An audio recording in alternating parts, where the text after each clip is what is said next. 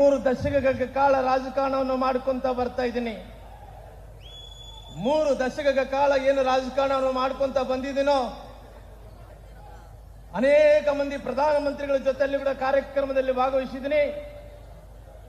ಅನೇಕ ಮಂದಿ ಮುಖ್ಯಮಂತ್ರಿಗಳ ಜೊತೆಯಲ್ಲಿ ಕೂಡ ಭಾಗವಹಿಸಿದ್ದೀನಿ. ನೂರಾರು ಸಮಾವೇಶಗಳಲ್ಲಿ ನಾನು ಹೋಗಿದ್ದೇನೆ. ಆದರೆ ಕೂಡ ಇವತ್ತಿನ ಈ ಸಮಾವೇಶದಲ್ಲಿ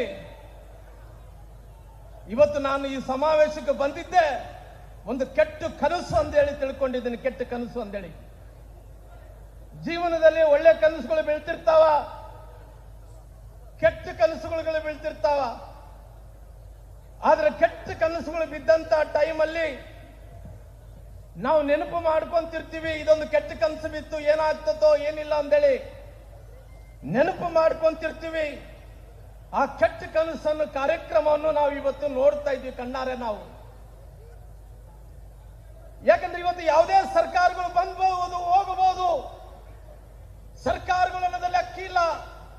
ಜನರು ಏನು ತೀರ್ಮಾನವನ್ನು ತಗೊಂತಾರೋ ಆ ಸರ್ಕಾರ ಬರ್ತಾವ, ಯಾವ ಸರ್ಕಾರವನ್ನು ಒಲ್ಲೆ ಅಂದ್ಕೊಂತ ಆ ಸರ್ಕಾರಗಳು ಕಳೆದು ಹೋಗ್ತಾವ.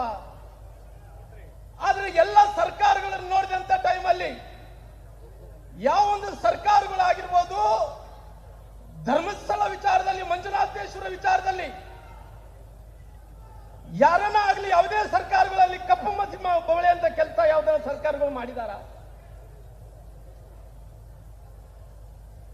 ನಮ್ಮ ಅನೇಕ ಸರ್ಕಾರಗಳು ನೋಡಿದಂತ ಟೈಮಲ್ಲಿ ಯಾವ ಸರ್ಕಾರಗಳು ಕಪ್ಪು ಮಸಿ ಬೆಳೆ ಅಂತ ಕೆಲಸ ಆಗ್ಲಿಲ್ಲ.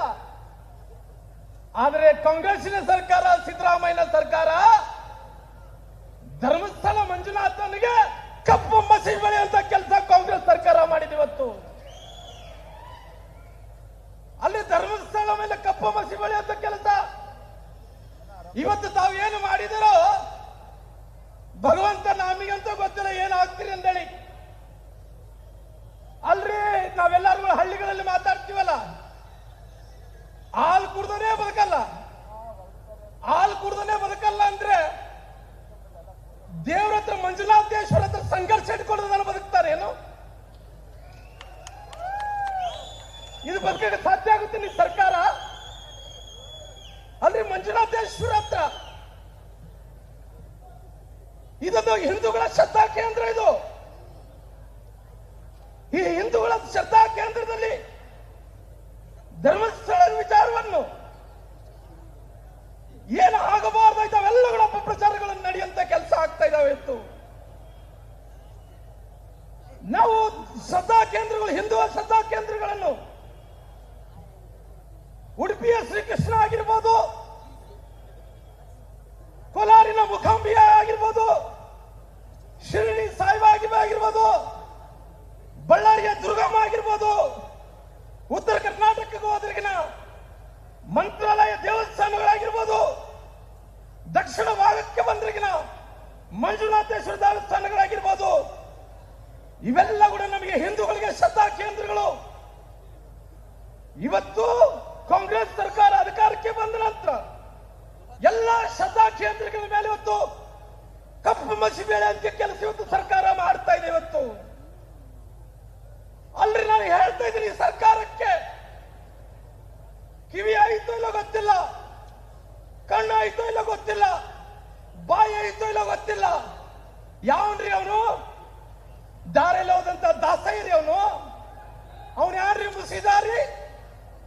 ಅವನು ದಾರಿಯಲ್ಲಿ ಹೋದಂತ ಬಿಕಾರಿ. ಅವನು ದಾರಿಯಲ್ಲಿ ಹೋದಂತ ದಾಸಯ್ಯ. ಅವನು ಹಿಡ್ಕೊಂಡು ಬಂದು ಮುಸುಕು ಹಾಕಿ ಇವತ್ತು SIT ರಚನೆ ಮಾಡಿದ್ರಲ್ರಿ. ಅಲ್ರಿ SIT ಯಾವ ಎಗಿರಿಸನ್ನು ಮಾಡಿದ್ರು ತಾವೇನ್ರಲ್ಲ. SIT ರಚನೆ ಮಾಡಂತ ಟೈಮಲ್ಲಿ ಆ ದಾಸಯ್ಯಗೆ ಬುರುಡೆ ಹೆಂಗ್ ಬಂತು? ಅದು ತನಿಖೆ ಆಗ್ಬೇಕಾಗಿತ್ತಲ್ಲ. ನೀವು ಮಂಜುನಾಥೇಶ್ವರ ಶ್ರದ್ಧಾ ಕೇಂದ್ರ ಮೇಲೆ, ಹಿಂದೂಗಳ ಶ್ರದ್ಧಾ ಕೇಂದ್ರದ ಮೇಲೆ ಇಷ್ಟೊಂದು ಆರೋಪಣೆ ಮಾಡಂತ ಟೈಮಲ್ಲಿ, SIT ಆಗಂತ ಟೈಮಲ್ಲಿ ಅವನು ಹೊತ್ತು ಹೊರಗಾಕ್ಬೇಕಿತ್ತಲ್ಲ, ಕೇಳಬೇಕಿತ್ತಲ್ಲ ಎಲ್ಲಿಂದ ಬುರುಡೆ ಬಂತಂದೇಳಿ. ಏನಿಲ್ಲ, ರಾತ್ರಿಯಲ್ಲಿ SITಗೆ ಕೊಟ್ಬಿಟ್ರಿ. ಯಾರು ಕೇಳಿ SITಯನ್ನು ಕೊಟ್ರಿ? ನಿಮ್ಮ ಸರ್ಕಾರದಲ್ಲಿ ಅನೇಕ ಪ್ರಶ್ನೆಗಳು ಕೇಳ್ತೀನಿ ನಾನು. ನನ್ನ 3 ದಶಕಗಳ ರಾಜಕಾರಣ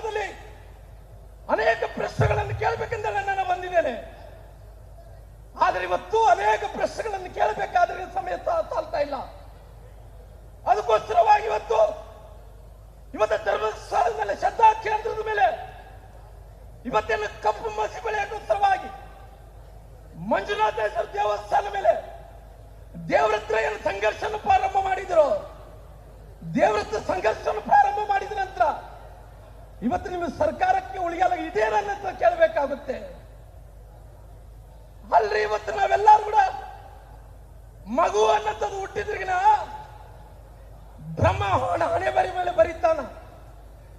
ಮಗು ಹೆಂಗ ಬೆಳಿಬೇಕು, ದೊಡ್ಡನಾದ್ಮೇಲೆ ಏನಾಗಬೇಕು, ಅವನು ಸಾವು ಯಾವಾಗ ಬರಬೇಕು ಅಂತೇಳಿ ಬ್ರಹ್ಮ ಅವನ ಹಣೆ ಬರಿ ಮೇಲೆ ಬರೀತಾನ. ಬ್ರಹ್ಮ ಏನು ಹಣೆ ಬರಿ ಮೇಲೆ ಬರೀತಾನೋ ಅದೇ ರೀತಿ ರಾಜಕಾರಣಿಗಳ ಹಣೆ ಬರಿ ಮೇಲೆ ಕೂಡ ಬರೀತಾರ. ಏನು ಅಂದ್ರಿಗಿನ ನೀವು ಜನರ ಸೇವೆ ಮಾಡ್ಬೇಕಂದ್ರೆ ನಮ್ಮ ಹಣೆ ಬರಿ ಮೇಲೆ ಕೂಡ ಬರೀತಾರ. ಅನೇಕ ಮಂದಿ ಡಾಕ್ಟರ್ಗಳ ಹಣೆ ಬರಿ ಮೇಲೆ ನೀವು ಡಾಕ್ಟರ್ ಆಗಬೇಕು, ಅನೇಕ ಮಂದಿ ಇಂಜಿನಿಯರ್ಗಳ ಮೇಲೆ ಇಂಜಿನಿಯರ್ಗಳಾಗಬೇಕು, ಅನೇಕ ಮಂದಿ ಮೇಲೆ ಲಾಯರ್ಗಳಾಗಬೇಕು, ಇನ್ನೊಬ್ರು ಆಗಬೇಕು ಅಂತೇಳಿ ಬ್ರಹ್ಮ ಹಣೆ ಬರಿ ಮೇಲೆ ಬರೀತಾರ.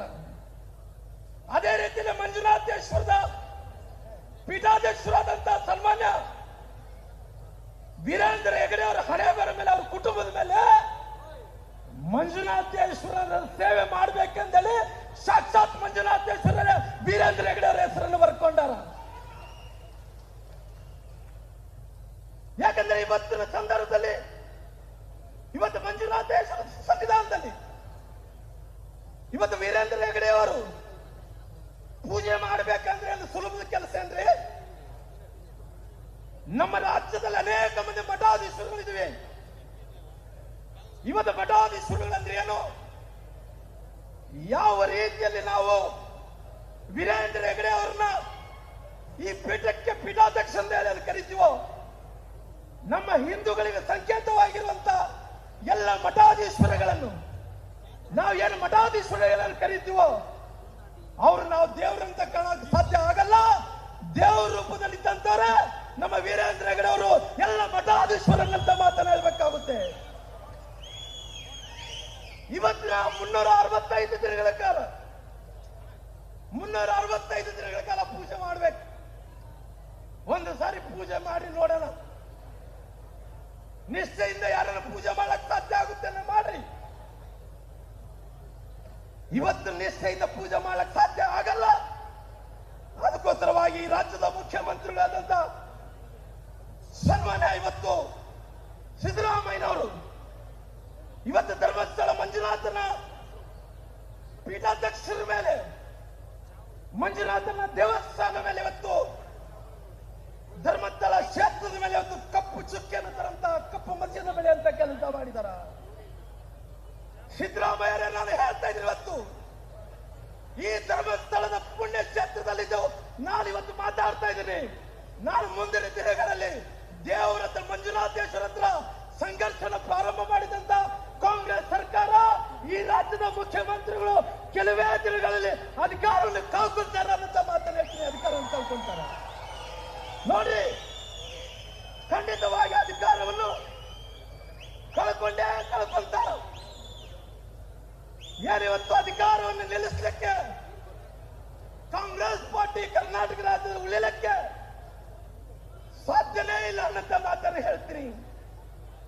ಸ್ವಾಮಿ, ಇವತ್ತು ನೀವೆಲ್ಲರೂ ಕೂಡ ಎಸ್ ಮಾಡುವಂತ ಟೈಮಲ್ಲಿ ಯಾರೇ ಕೇಳಿ ಎಸ್ ಮಾಡಿದ್ರೆ ತಾವು ನಿಮ್ಮ ಸಚಿವ ಸಂಪುಟದಲ್ಲಿದ್ದಂತ ಸಚಿವರ ಜೊತೆ ಚರ್ಚೆ ಮಾಡಿದ್ರೆ ತಾವು ಅವ್ರು ಯಾರು ಉಪಮುಖ್ಯಮಂತ್ರಿಗಳು ಷಡ್ಯಂತ್ರ ಮಾಡ್ತಾರಂತ ಹೇಳ್ತಾರೆ.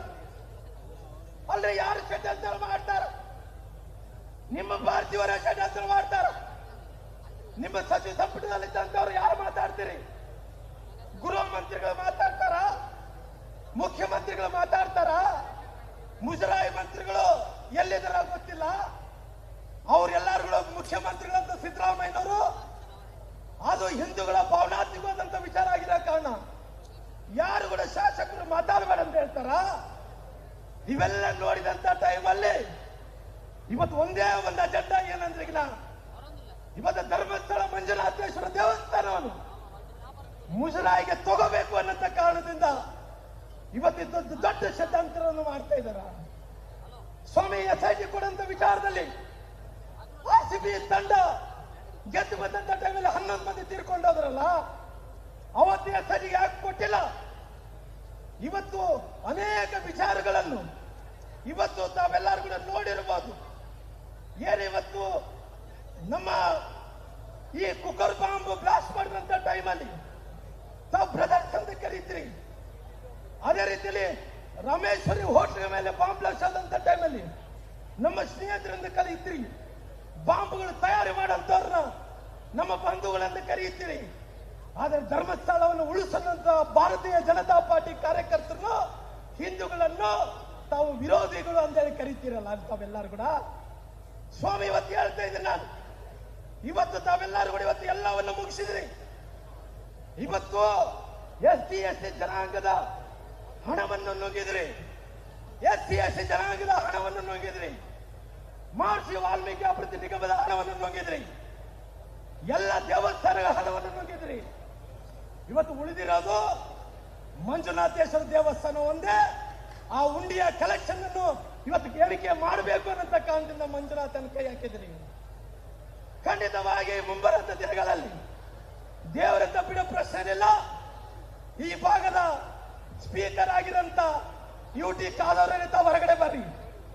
ವೀರೇಂದ್ರ ಹೆಗಡೆ ಏನು ಇವತ್ತು ಈ ಭಾಗದ ಮಾಜಿ ಸಂಸದರು ಹೊರಗಡೆ ಬರ್ರಿ. ಯಾರ್ಯಾರು ಶಾಸಕರಿದ್ರ ಹೊರಗಡೆ ಬರ್ರಿ. ಯಾರು ಕೂಡ ಯಾಕೆ ಮಾತಾಡ್ತಾ ಇಲ್ಲ? ಏನು ತಾವು ಬಾಯಲ್ಲಿ ಏನು ಹಿಡ್ಕೊಂಡಿರಿ? ಧರ್ಮಸ್ಥಳ ವಿಚಾರದಲ್ಲಿ ಎಲ್ಲರೂ ಕೂಡ ಬರ್ರಿ, ಹೊರಗಡೆ ಬಂದು ಮಾತಾಡ್ರಿ. ಹಿಂದೂ ಧಾರ್ಮಿಕ ಸ್ಥಳವನ್ನು ಉಳಿಸಂತ ಕೆಲಸ ತಾವೆಲ್ಲರೂ ಕೂಡ ಮಾಡಬೇಕಾಗಿದೆ. ಅದಕ್ಕೋಸ್ಕರವಾಗಿ ಸಮಯ ಜಾಸ್ತಿ ಆಗ್ತಾ ಇದೆ. ಇವತ್ತು ನಮ್ಮ ರಾಜ ವಿಜೇಂದ್ರ ನೇತೃತ್ವದಲ್ಲಿ ಏನಿವತ್ತು ಧರ್ಮಸ್ಥಳ ಚಲೋ ಕಾರ್ಯಕ್ರಮದಲ್ಲಿ ಎಲ್ಲ ವಿಧಾನಸಭಾ ಕ್ಷೇತ್ರದಿಂದ ಎಲ್ಲ ಜಿಲ್ಲೆಗಳಿಂದ ಏನು ಬಂದಿದ್ರು, ಖಂಡಿತವಾಗಿ ಎಲ್ಲರೂ ಉಸಿರಿನಲ್ಲಿ, ಎಲ್ಲರೂ ರಕ್ತದಲ್ಲಿ ಧರ್ಮಸ್ಥಳ ಉಳಿಬೇಕು, ಧರ್ಮ ಉಳಿಬೇಕು, ಧರ್ಮವನ್ನು ನಾವು ರಕ್ಷಣೆ ಮಾಡಿದ್ರೆ ನಮ್ಮನ್ನು ಧರ್ಮ ರಕ್ಷಣೆ ಮಾಡುತ್ತೆ ಅನ್ನೋ ಕಾರ್ಯಕ್ರಮದಲ್ಲಿ ನಾವೆಲ್ಲರೂ ಕೂಡ ಪಾಲ್ಗೊಂಡಿದ್ವಿ. ಅದಕ್ಕೋಸ್ಕರವಾಗಿ ನಾನೊಂದು ಪ್ರಶ್ನೆಯನ್ನು ಕೇಳಬೇಕಾಗಿದೆ. ಯಾರು ಆ ಹೆಣ್ಮಗಳು ಅನನ್ಯ ಭಟ್ಟು, ಯಾರು ಸುಜಾತ ಭಟ್ಟು 70 ವರ್ಷ ಆದಂತ ಹೆಣ್ಮಗಳನ್ನ ಬೆಳಗ್ಗಿಂದ ರಾತ್ರಿ ತನಕ ಹೋಗಿ ಇನ್ವೆಸ್ಟಿಗೇಷನ್ ಮಾಡ್ತಿರಲ್ಲ, ಇವತ್ತು ಆ ಹೆಣ್ಮಗಳು ನಾವು ನೋಡಿದ್ರೆ ಅಯ್ಯೋ ಅಂತದೆ. ಸ್ವಾಮಿ ಸರ್ಕಾರ ಆ ಹೆಣ್ಮಗಳು 70 ವರ್ಷ ಆದಂತ ಹೆಣ್ಮಗಳಿಗೇನಾಗ್ಲಿ ಆ 2,000 ರೂಪಾಯಿ ಕೊಡೋಂತ ಕೆಲಸ ಮಾಡಿದಿರಾ ಅಂತ ಸರ್ಕಾರ ಕೇಳ್ತೀನಿ. 2,000 ರೂಪಾಯಿ ಕೊಡ್ತೀರಾ ಅಂತ ಕೇಳ್ತೀನಿ. ಅದಕ್ಕೋಸ್ಕರವಾಗಿ ನಾನು ಬಹಳಷ್ಟು ವಿಚಾರಗಳು ಮಾತಾಡಬೇಕಾಯ್ತು, ಸಮಯ ಆಗ್ತಿರೋ ಕಾರಣ ನೀವೆಲ್ಲರೂ ಕೂಡ ಎಲ್ಲೆಲ್ಲಿಂದ ಬಂದಿರೋ ಅಲ್ಲೆಲ್ಲರಿಗೂ ಕೂಡ ಸುರಕ್ಷಿತವಾಗಿ ತಾವೆಲ್ಲರೂ ಕೂಡ ಸೇರಿಕೊಳ್ಳ್ರಿ. ಈಗ ಈ ಮಂಜುನಾಥೇಶ್ವರ ಹೋರಾಟ ಮುಗೀತಂತಲ್ಲ.